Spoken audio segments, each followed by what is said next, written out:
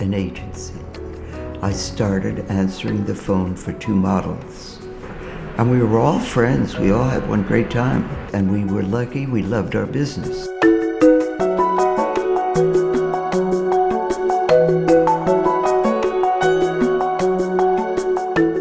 Eileen has great sex appeal and great charm. When she wanted to, there was no one more fetching. But she also has incredible willpower. She can be quite formidable. She could say no and get away with it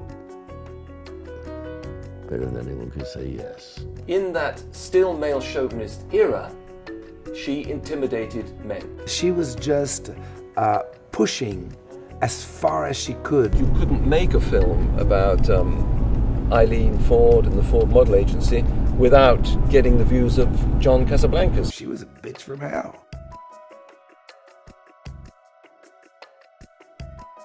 I walked in and the Swedes and the Dane were sitting around in a circle nude. And I walked in and I'm like, oh my God.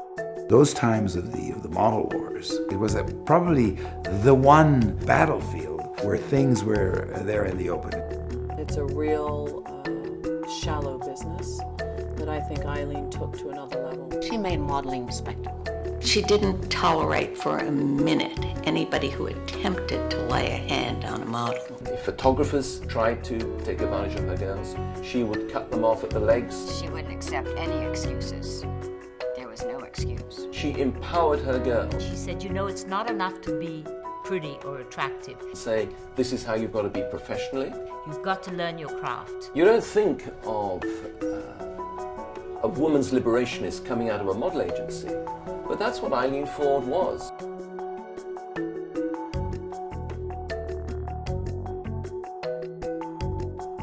Eileen was always the one who on the surface was moving and doing things, and Jerry was behind, taking care of the contracts and the deals. Jerry would be the good cop, and Eileen would be the feisty bad cop. Perfect good cop to the bad cop that Eileen was. One would work you over and say, let me come take you and knock you against this thing. And the other would say, wait a second, I think there's a different way to go about this. More than just money, it was about legitimizing the career of a model. With her husband, she empowered them financially, so that she created an industry in which women earn more than men. There was no one better than the Fords. Ford dominated, definitely. She sort of, to me, is like the Queen of England. She's the queen of the industry. There will never be another Eileen Ford. I'm me. That's all. And I can't be anybody else.